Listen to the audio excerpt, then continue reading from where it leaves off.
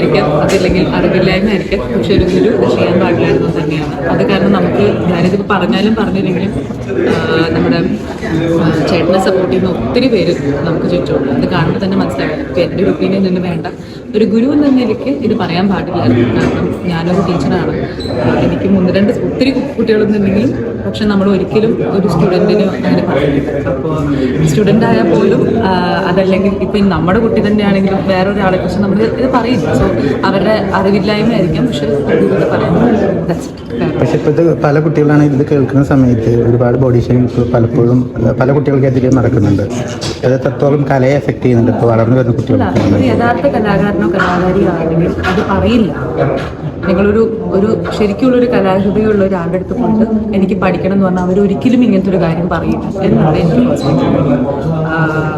ഞാനതൊരിക്കലും ചെയ്യില്ല. യഥാർത്ഥ ഒരു കലാകാരനോ കലാകാരിയാണെങ്കിലും ചെയ്യില്ല. ശരിക്കും അവർ പറയുന്നത് ആ ഫോമിൽ അങ്ങനെ ഒരു കോളം ഉണ്ട്, സൗന്ദര്യത്തിന് വേണ്ടിയിട്ട് അങ്ങനെ ജഡ്ജ്മെന്റ് ഞാൻ പോയിട്ടില്ല. സോ അതുകൊണ്ട് എനിക്കതറിയില്ല. പക്ഷെ നമ്മൾ പറയാ ആർട്ടിസ്റ്റിന്റെ കഴിവല്ലേ. നമ്മൾ ഇത് ചിലപ്പം അപ്പിയറൻസ് വൈസ് ഓക്കെ ആണെങ്കിൽ പോലും നമ്മൾ ഉള്ളിൻ്റെ ഉള്ളിലത്തെ കഴിവിനല്ലേ നമ്മൾ നോക്കുക. സ്റ്റേജിൽ വന്ന് പെർഫോം ചെയ്യാൻ എത്ര സുന്ദരിയാണെങ്കിലും മെനകെട്ട് പെർഫോം ചെയ്ത് ആരും തന്നെ അംഗീകരിക്കില്ല.